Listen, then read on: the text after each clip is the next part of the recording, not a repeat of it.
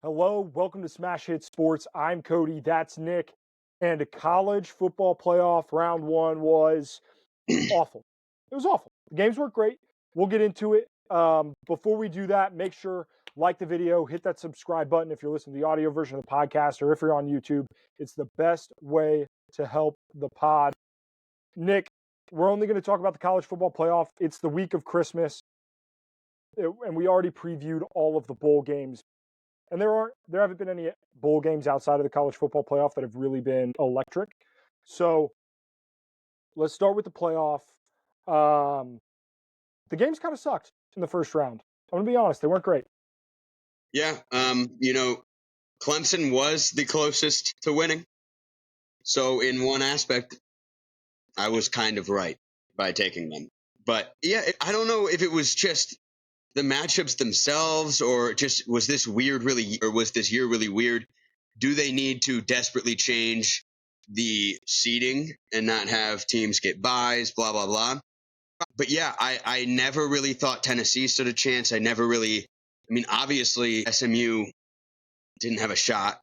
I thought Indiana would have played better, probably, but nothing like really surprised me. I feel like people are a little bit too disappointed. They were expecting this to be kind of March Madness-esque. I would love for it to happen. And maybe down the line when the talent disparity gets wider and wider and, you do have very similar teams, very close spreads all throughout the top 25, that would be great. But as of right now, we do not have that. And it is no surprise that the results that happened. Yeah, I think the biggest takeaway is that the buys kind of need to be reworked, right? Maybe that's a situation we got to figure out. But the playoff is doing exactly what it's supposed to do, and that is prevent the bad teams from playing in the last, 4, 6, 2 games, right? It's, hey, let's make sure that the best 4 or 5 teams are competing for a national title. And eventually we're going to get down to that. And the first round, we eliminated the weak ones that didn't belong. And I think it just is what it is. This is also, I understand a lot of the SEC folks, especially during the Indiana Notre Dame game, were being like, hey, this wouldn't happen if you had put Alabama or Ole Miss in or South Carolina. That's fine. Like you could say that all you want, but at the end of the day, I think there are about 6 teams good enough to win a national title in a 12-team playoff. It is what it is. We found out who 4 of them were not, and now we can move on with the 8 that potentially can. And even then, I still don't think that it's 8 that potentially can. I still think it's 5 or 6. Yeah, and that 6 maybe next year is 7, and maybe the year after that it's 8. Maybe it's a slow burn because, again, this is the first edition of the 12-team playoff. So I'm not necessarily complaining. I like giving teams a chance. I also do not like the fact that, the SEC is 13-0 in hypothetical scenarios. Like a million and 0 in hypothetical scenarios. Yeah. So, they never lose. Like Lane Kiffin was so loud on Twitter during the Indiana game, so loud on Twitter. And then all of a sudden during the Tennessee game, he stopped tweeting. And I kind of wonder why that was. It's just really convenient that he stopped tweeting during that Tennessee game. At the end of the day, a 3-loss SEC team isn't good enough to win a national title, especially when there's multiple teams in the SEC that are better than them. And turns out a 1-loss Big Ten team that played a pretty easy schedule in Indiana and a 1-loss SMU team that played a really easy schedule in the ACC wasn't good enough to win a national title. And we found that out. So congrats to us. Now we figured it out and we can move on. It makes sense. I don't want people to now say SMU was a lot of money, right? Like they're going to be competitive in years in the future. And I don't want people to say, well, clearly they shouldn't make it again, right? Because they just got done. Like, this is an adjustment for so many teams transferring conferences, adjusting to the portal, NIL, the 12. We cannot judge, like Indiana should not be judged for losing to Notre Dame at all. Neither should SMU to Penn State. Like, this just happened to be that, yeah, the best teams won, and they were always going to. It makes a lot of sense. I am still very happy with the 12-team playoff. Now, on the other hand, Alabama, they, of course, would 100% have beaten any of the Notre Dame, Penn State, they would have won 100%, right? But they lost to Oklahoma by 24. But they lost to Vanderbilt. But no, but they would have dominated Notre Dame. Come on, use your brain. No, they won't. No guarantee. Look, the beautiful thing about this college football playoff is we're now in it, and we don't have to talk about the hypothetical bullshit anymore because we have games right in front of us. So let's recap. Let's go in order of the games. Notre Dame, Indiana. As a Notre Dame fan, I still felt that there was a little bit to be desired. I understand that, like, in all reality, that game was like a 27-3 whooping, and then they scored a late one, and then they got an onside kick and scored again. That's fine, whatever. But Notre Dame dominated that game from start to finish. Still would have liked to see a little bit more from the passing game, but Indiana has a really good run defense. Jeremiah Love, not 100%, even though he did bust off that 98-yard touchdown that gave me just an absolute stiffy. But yep, Notre Dame looked good. I think they could beat Georgia. Indiana, on the other hand, I think they just didn't have the dudes. They didn't have the dudes on the front seven, and they didn't have the dudes on the offensive line. And in college football, that's where the big boys separate themselves. That's where like Oregon, great offensive line. Texas, we'll talk about them. Their offensive line was fantastic against Clemson. Like the offensive line and the defensive lines are what separate you in college football. Indiana didn't have that, and that was ultimately their death sentence because Notre Dame did. And to anyone thinking, oh, I'm just so upset that the 12-team playoff first round wasn't electric. It was so lame, the sports dying. I want to argue that every now and then, or actually most of the time, I think it's best when you have the better team win and like logic prevails, because it makes the upset more remarkable in the future. Like, obviously, like if Indiana won, I would have been like, wow, that's crazy. But say 5 years from now, a team like Indiana, comes in 15-point underdog against whoever. We're probably like, I think it's better for the sport as a whole if they were to win, for us to be like, there is no way for them to win. So I don't know. I think all in all, I'm not upset about anything in college football. And yes, Notre Dame did look very good. We both, have some stock in them right now. You emotionally, me, I have them potentially winning it all. Yeah, and at the end of the day, like, the Irish look good. I'm excited to see that matchup against Georgia, and we will talk about it. And Indiana, like, I feel like that loss does kind of leave a sour taste in the mouth of Indiana fans, and more importantly, people outside of Indiana fandom and like what they think of Indiana. This was an incredible season. It was an absolutely incredible season that you lost a college football playoff game. If you would have told Indiana fans that in August, they would have been absolutely ecstatic. So it sucks. It's a tough loss. But at the end of the day, like, the future is bright in Bloomington, and that means a lot.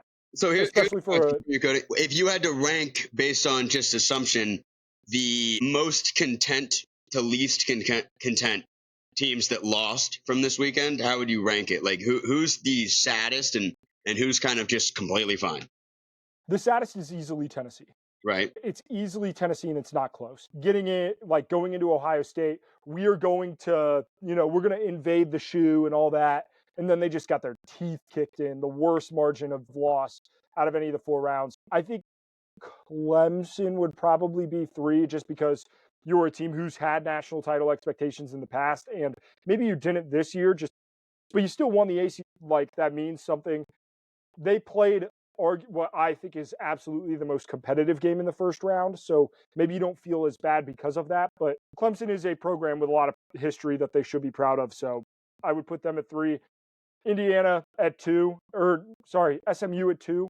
Like, you're new to your conference, but at the same time, like, you're at Penn State. Like, I don't know. And then Indiana, like, you've been so bad for so long. Like, so bad for so long. Yeah. So I still think that they have to feel the best out of the losing teams. I would agree. I would switch SMU and Clemson, though. I really would. I think SMU, like, the fact that they were kind of driving down the field And some of these turnovers were really hard to watch, like the incompetence of the decisions being made to throw the ball to a 25-mile radius where there's only one person who could catch it. It's a Penn State defender. So, and on Clemson's end, nothing to lose. Played well. Lost to Texas. Fine. Shouldn't have been there. Using the transfer portal now. Yeah. Yeah. Purdue defensive end. I've talked to maybe 30 people about, the game, and nobody's really upset at all, if I'm being honest, which is kind of surprising. Not one. And I was shocked. Maybe I thought it was because the Ravens beat the Steelers at the same time, and I desperately wanted that to happen. That I thought I was kind of in the minority. I was like, oh man, I'm not really that upset about Clemson. Nobody is. But we fought. We actually played as well as we really could have. Yeah, and Cade Klubnik played well. Like, that Clemson team Texas is an unbelievable team. They had a lot of firepower, and they just couldn't keep up. Yeah, and then you had that fourth down at the end of the game where you just didn't get it. And, had you gotten that, maybe we're talking a different ball game, but even then, I don't think we would have won. I don't think we would have won if we had gotten that. But still, yeah, fought, very proud of the effort.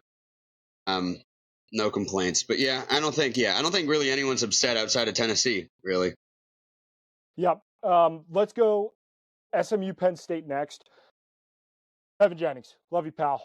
That was a tough game. I think I'm going to be honest. I think Penn State played a B-level game. That was not the best game that Penn State had played all season. And I still think that they just trounced SMU. I mean, the running game was great. Drew Aller was okay, but that was not Drew Aller's best game. And they still put it to SMU. Yeah. SMU's offense was meh. I saw people talking about a potential Kevin Jennings for Heisman 2025. That we put the cart before the horse. You never know. Let's not get ahead of ourselves. You never know. But I will say that SMU, that was the one game where the team that got crushed actually played better than the score looks. Because Indiana, the score was way closer than it should have been. Than the game actually was, yeah. Clemson, I would say, is exactly what it should have been. 14-point loss, highest scoring game. And then obviously Tennessee got their shit kicked in. But SMU, that game could have been 27-13 final score easily without errors everywhere from SMU. It could have been a game where it's SMU, they're hanging in there. But it wasn't, because pick six, worst throw I've ever seen, fumble, another pick, abysmal penalty on this third down. It was just bad. It was just they threw it away completely immediately once it started. They were like, nope, we don't want it. Clemson, I want to give this game, Clemson went up 7-0. And I thought there was going to be, a chance. I thought you had a shot. I was like, me and Nick, the playoff matchup for the national title, still alive. I was so. And then Texas had a game that they needed for me to feel that they had a chance to win a national title, because I was worried about their offense. Especially how they looked against Texas A&M, how they looked against Georgia. I was worried that their offense wasn't going to be good enough to win a national title. And Clemson has a great defense. They have a really good defense. And you don't think so? Absolutely. I still think Clemson has one of the best defenses in the ACC. No, I disagree. Damn. But I mean, fair enough. Defensive coordinator, it's more the fault of the scheme than it is the players, if you know what I mean. I think if you were to look at talent, you have every right to say that, yes. But no, going into that game, I was certain that we were not going to stop them. And that's after Texas looked terrible offensively, right? For a couple, I was I would have bet money they score 50. We're not going to stop them. They're going to get every first down. We have to get turnovers. That's the only way. That's the only way we held South Carolina to whatever we did. Yeah, I don't Clemson, bad run defense, bad coordinator, too many penalties, but go on. I will say, so the Texas's running game was actually the most impressive part of that offense. Like Kevin Banks, offensive tackle, spoiler alert, he's my dog of the week, played incredible. But the offensive line in that running game was what impressed me the most about Texas. They, like, against Arizona State, they're going to have to be able to run the ball. I think they will be able to, and that will put them in the semifinals. But this is a Texas team that I had so many concerns offensively. And I do think, despite, I mean, I still think Clemson has a pretty solid defense. I think Texas's offense answered a lot of questions for me because I was very concerned, and I feel better about them now than I did before this game. Yeah, I mean, I guess solid is fine. Like, it's not, I don't think we have a bad defense by any means. It's a capable defense. So what Texas did is impressive, for sure. And Isaiah Bond didn't play, and they sliced and diced us. But this is not the Clemson defense of old at all. This is probably the worst we've had in 10 years. So that's the only reason it's like Clemson's kind of known for having at least a kind of scary defense. You don't want to play them.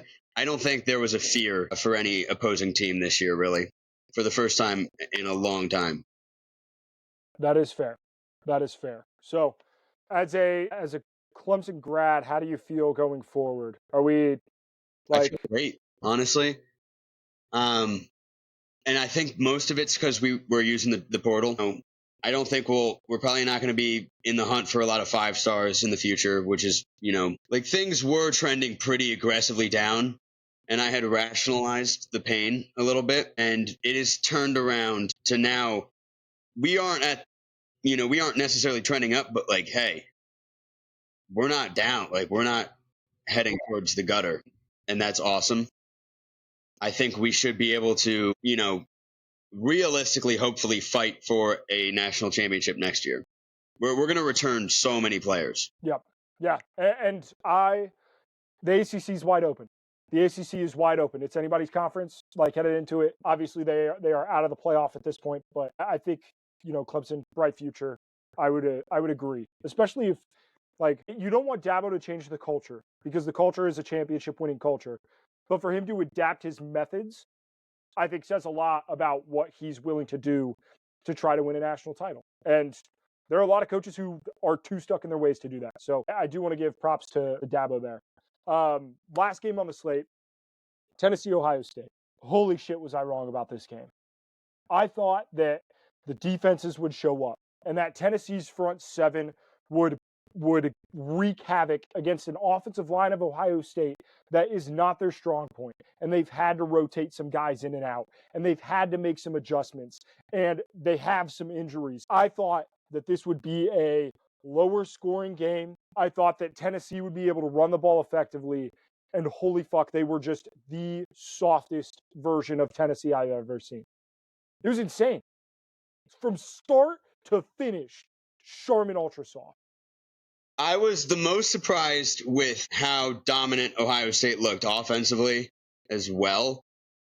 Because going into the game, to me, based on what I've seen, Tennessee's offense is not threatening. It is nothing short of mid at best. But their defense was kind of scary. They had a good pass rush, good run defense, some talent there. They could control the clock. It was a weird, like, for Josh Heupel, this team was more Big Ten-ish than it is SEC. But Ohio State, defensively, was going to dominate Tennessee 100%, every aspect, because that roster has been performing. Like, yeah, maybe they have 2 losses. That side of the ball has been unreal this year. Unreal. Tennessee, I mean, there was no way. So I would have thought 24-10, not what the score ended up being. Ohio State definitely showed me they can easily win it all. They should probably be the favorite if you ask me. I would agree. Yeah. I would agree. They're so good. They're so fucking good. They're so fucking good. And I want to give, like, I have been a Will Howard hater this season. Not a hater, but like I had some questions. For him to do what he did against that Tennessee defense, I want to give all the props in the world. because that was a significant improvement upon some of the other games. He wasn't the biggest problem in that Michigan game. The play calling was abysmal. But Chip Kelly finally showed trust in Will Howard, and Will Howard rewarded him for that. 300 yards passing, multiple touchdowns. They looked great. This is an Ohio State team, Nick. I would still give the edge to Oregon. But God damn it, you're right. I think the best two teams in the college football playoff play in the next round in Oregon and Ohio State. Yeah, which is so sad. So brutal for Oregon. And Ohio State technically, but whatever. That you lost twice, you lost to Michigan, can't complain. But yeah, that's must-watch TV. I think Georgia Notre Dame that's must-watch TV as well. We at the very least 2 games that I am genuinely stoked to watch.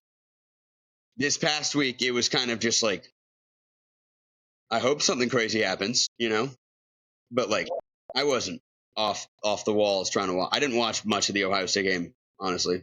Like, whatever. The second half was tough. I was at a family Christmas, and I was just like, all right, well, yeah, I can play some euchre, because holy shit, that is much more exciting than what is on TV right now. I definitely gave up watching. Yeah.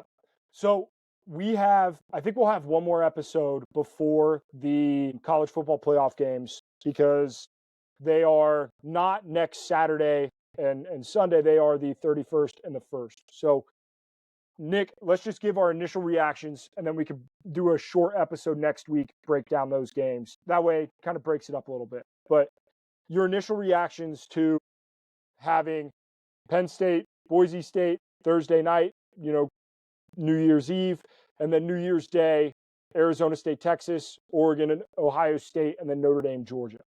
What game are you most excited to watch? Yeah, I mean, Penn State, Boise State, let's say something crazy does happen. Then that will be the game of the year, game of the weekend. If like Boise, if we get a 2007 Boise kind of thing, I do not think that's going to happen. So the answer to me, I don't know, probably Ohio State, Oregon. But we saw that already, kind of, and like, I'm not like rooting for Ohio State. So like, if they won, it's not like, I don't know. So I'm probably myself most excited to watch Georgia hopefully lose to Notre Dame. Yeah, I think I love the Ohio State Oregon game. I love the vibe of that game, because it is a Big Ten team. It's a former Pac-12 team. It's being played in the Rose Bowl. We've seen the matchup before earlier in the season. It was a 1-point game. I love all of the narrative surrounding it, and I think that might be the best visual game to watch in terms of like the ambiance of the game and the actual football that's going to be played. The Rose Bowl is perfect. That's awesome. Yeah. Notre Dame, Georgia, I think it could be an exciting game, and the final score could be 17-14. You know what I mean? I don't see offensively Georgia having Gunnar Stockton, Notre Dame with Riley Leonard. I mean, I just don't see those offenses putting up, incredible numbers and putting up historical type performances. Whoever wins that game is going to be because they had the better defense. And I'm excited for it. I think it's going to be Notre Dame, but so do I. That game it's not as electric to me. So that being said, I think Texas and Arizona State, I think too many people are going to throw that game away. I think that game could be a lot of fun, because I do think that Sam Leavitt is a great quarterback at Arizona State, and I love what he's done in Kenny Dillingham's system. I love what Cam Scatabo has done. The question is Arizona State's offensive line going to be able to hang with Texas's front seven? Because nobody's been able to all season. But I'm excited for that game. I'm also excited for Penn State, Boise State. I'm glad that is the game that gets the New Year's Eve game, because I think it's a great, it's in Arizona, the Fiesta Bowl. I think it's going to be a good football game. I think it has the chance to get potentially a little ugly, but if I'm going to have a game ugly, have that be the New Year's Eve game. I'm certainly leaning towards it being like a single-digit game than a blowout. I definitely think, a 30-23, it could be. I don't think Boise really has it in them to actually win it, though. I just don't think they have the juice. Ashton Genty, everyone loves him so much. How the hell is he going to do anything against that Penn State line? Like he's not going to be able to do it. He's not going to be able to move. They're going to get my gosh. So I hope I'm wrong in that sense because he's electric, but I think people are probably going to be like a fraud, and not understand why. Yeah, but we'll see. I do already have money on Penn State minus 10.5. I'm going to be honest. So yeah, it is what it is. I mean, I don't hate it. I probably will sprinkle Boise plus 10.5. Yep. I'm leaning that way for sure. All right. Before we wrap this thing up, I want to highlight, Nick, you, before we started, called to attention that we have several dudes in our bowl pick'em that are absolutely balling out. Jacob Asher is 13-0 in the bowl picks, and Caleb is 13-0 in the bowl picks. That's incredible. I mean, 13 consecutive games selected correctly is so good. So congrats to those two. And then there are also 4 guys tied for 3rd place. Very, very cool. Thank you to everybody who entered. Excited to give that gift card away. Yeah, 100% picks. 13-0 is nuts. And I will say that they both have Northern Illinois winning against Fresno State. That game's going into the 4th quarter right now. By the time you guys listen to this, it'll be over. It's either we just brought that up for no reason or they're 14-0, which is more impressive. Definitely wanted to shout out the boys in that sense. Yeah, dude. I mean, if only you parlayed that, right? Merry Christmas.